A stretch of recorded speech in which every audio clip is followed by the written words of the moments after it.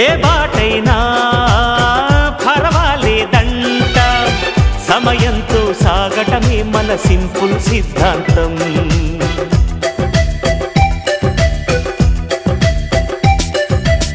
చిరుగాలికి పరిమళమిచ్చే సిరిమల్లెల వనమై ఉందాం, గగనాన్ని నేలను కలిపే హరివిల్లుల బంతెన అవుదాం. ఆనందం అంటే అర్థం మనమందా, ప్రతి పూట పాతై సాగే హుషారు సరిగమలో.